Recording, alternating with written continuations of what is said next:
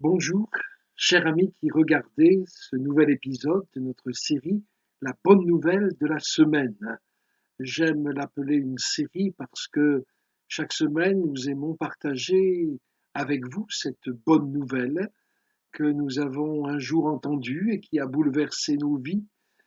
La question que nous nous posons aujourd'hui, c'est que manque-t-il à notre bonheur? Je me rappelle, lorsque j'étais adolescent, bien souvent, je réfléchissais avant de m'endormir le soir et je me disais, mais j'ai tout pour être heureux. Il n'y avait pas de conflit particulier dans le foyer de mes parents. Je m'entendais bien avec mon frère. J'avais du succès dans mes études. Mon avenir semblait tracé. J'avais déjà choisi la voie que je voulais suivre. À l'époque, je ne connaissais pas Dieu, donc je ne pensais pas encore être à son service. Mais voilà que souvent, dans ces moments, je levais ma main vers ce Dieu que je ne connaissais pas en lui disant, si tu existes vraiment, alors saisis ma main. Et c'est ce qu'il a fait alors que j'avais 20 ans. Et en même temps, il a comblé le vide que je ressentais dans mon cœur et que rien n'avait pu combler jusque-là. Alors que manque-t-il à notre bonheur?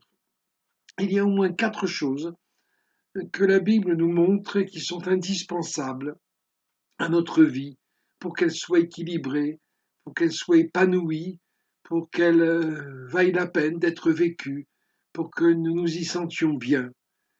La première de ces choses, c'est la présence de Jésus dans nos vies. Sans Jésus, nous ne pouvons pas être vraiment heureux. Dans l'évangile de Jean, chapitre 15 et au verset 5, Jésus lui-même déclare, je suis le cep, vous êtes les sarments, celui qui demeure en moi et en qui je demeure porte beaucoup de fruits, car sans moi, vous ne pouvez rien faire. Rien faire qui compte vraiment, rien faire qui contribue à ce bonheur dont nous parlons et qui si souvent nous échappe.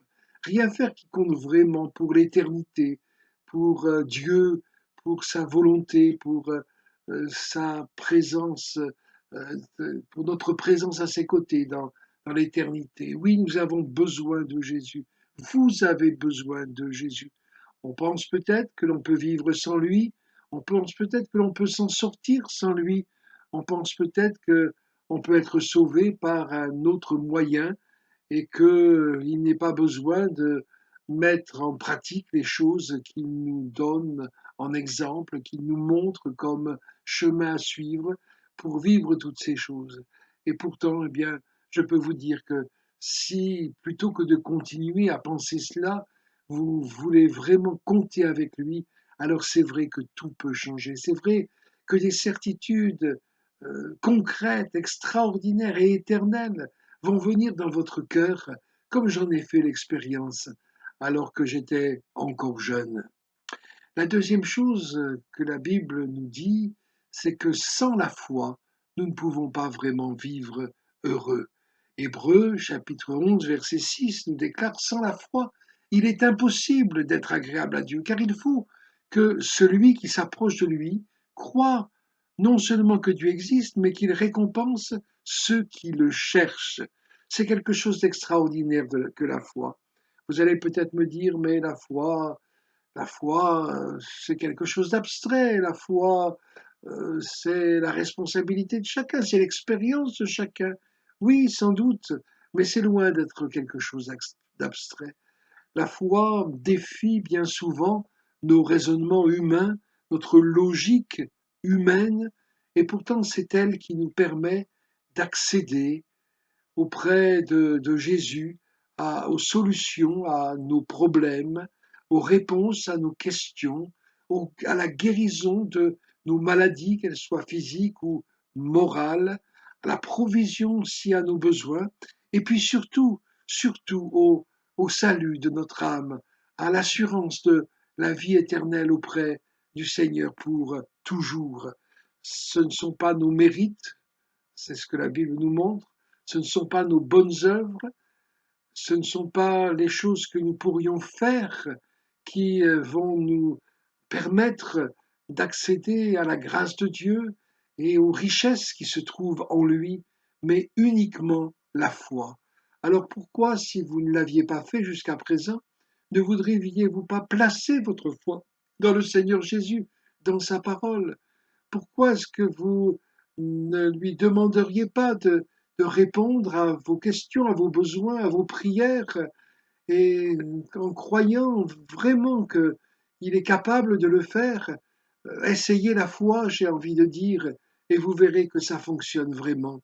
Et que la foi, même si c'est une réalité particulière qui va au-delà de ce que ce monde peut nous proposer ou de ce que notre logique, comme je disais tout à l'heure, peut nous indiquer, que la foi, c'est vraiment quelque chose de bon, c'est vraiment quelque chose qui donne à notre vie son sens véritable. Et puis, j'allais dire le plus important, sans la croix, nous ne pouvons pas être vraiment heureux. Dans l'Épître aux Hébreux, chapitre 9 et au verset 22, il est écrit que d'après la loi de Moïse, presque tout est purifié avec du sang. Et s'il n'y a pas de sang versé, il n'y a pas de pardon.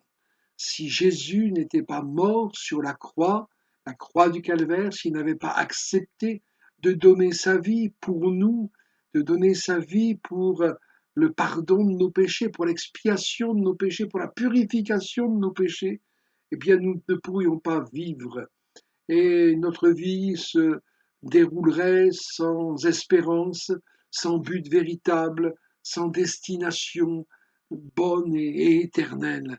Oui, la croix, c'était indispensable. Peut-être que cela vous choque, peut-être que vous vous dites, mais pourquoi est-ce que Dieu a dû donner son Fils, accepter de le livrer en sacrifice pour nous? Bien, nous venons de le lire, sans effusion de sang, il n'y a pas de pardon des péchés. Et Jésus, lui le parfait, lui qui était sans péché, a accepté de prendre sur lui mon péché, votre péché, pour en payer le prix, puisque le salaire du péché, c'est la mort, mais le don gratuit de Dieu, c'est la vie éternelle en Jésus, notre Seigneur. Quand Jésus a annoncé à ses disciples qu'il devait passer par là, Pierre lui-même, Simon-Pierre, a déclaré « À Dieu ne plaise, Seigneur ». Mais il raisonnait comme les hommes peuvent raisonner, et Jésus n'a pas répondu à, à sa suggestion que ces choses n'arriveraient pas. Et même à Gethsémani, quand le Seigneur Jésus lutte devant cette terrible échéance qui est devant lui, la croix, et qu'il dit à son père, s'il était possible que cette coupe s'éloigne de moi, il ajoute aussitôt, toutefois, non pas ma volonté, mais ta volonté. Et la volonté de Dieu, c'est que tous les hommes soient sauvés, moi, vous et tous ceux qui croiraient. Oui, Jésus devait passer par là. Et nous devons aussi passer par là pour comprendre, pour accepter, pour être vraiment sauvés, délivrés de la mort éternelle, de l'enfer éternel, et placer nos pieds sur le chemin de la vie éternelle. Dieu a dit, j'ai mis devant toi la vie et la mort, choisis la vie afin que tu vives. Et puis enfin, je termine par un texte, il y en aura juste un autre en conclusion, Matthieu chapitre 8, verset 35. Jésus dit, celui qui voudra sauver sa vie la perdra, mais celui qui la perdra à cause de moi et de la bonne nouvelle la sauvera. Sans engagement, sans s'engager à 100%, j'allais dire, pour le Seigneur. Il ne s'agit pas de fanatisme, il ne s'agit pas de faire fi de tout ce qui est de notre humanité, tout ce qui est de notre entourage, tout ce qui est de notre, notre vie terrestre.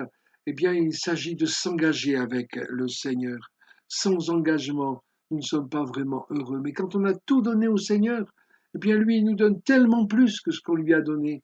Et c'est vrai qu'il est dit ici que celui qui la perdra, à cause de moi, dit Jésus, il la sauvera ou il la retrouvera. Et il trouvera même le centuple de ce qu'il peut imaginer. C'est vrai, engagez-vous avec le Seigneur.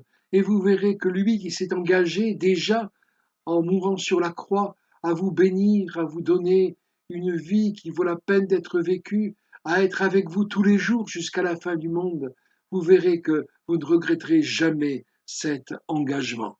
Et c'est ce que l'apôtre Pierre répondu à ceux qui, le jour de la Pentecôte, avaient entendu sa prédication, comme vous venez d'entendre la mienne, et qui ont dit, hommes frères, que ferons-nous? Et Pierre leur a répondu, Actes chapitre 2, verset 38, repentez-vous. C'est une grâce, la repentance. Et que chacun de vous soit baptisé au nom de Jésus-Christ pour le pardon de vos péchés, et vous recevrez le don du Saint-Esprit. Oui, le Seigneur désire que vous vous engagiez avec lui. Il désire que vous lui remettiez votre vie et il en prendra soin, je peux vous l'assurer. Personnellement, donc ça fait, alors je vous ai dit que j'avais 20 ans, donc ça fait bientôt 50 ans que je marche avec le Seigneur avec la certitude qu'il a sauvé mon âme, qu'il a pardonné mes péchés et qu'il me réserve une place dans son ciel de gloire. Et je vous assure que je ne regrette à aucun moment. Ça ne veut pas dire qu'il n'y a pas de difficultés, de souffrances, de larmes, parfois même de doutes, mais c'est un Jésus qui est fort, qui est puissant et qui aussi lui-même tient ses engagements, tient sa parole. Alors, si vous posez la question, que ferons-nous? Que ferai-je? Eh bien, engagez-vous avec le Seigneur. Prenez-le dans votre vie et mettez votre foi en lui et venez au pied de la croix et tout va pouvoir changer pour vous. Amen. On prie le Seigneur. Merci Jésus pour ces moments tout simples. Merci pour le message de l'Évangile, pour la bonne nouvelle qui est encore actuelle et qui est capable de transformer les vies.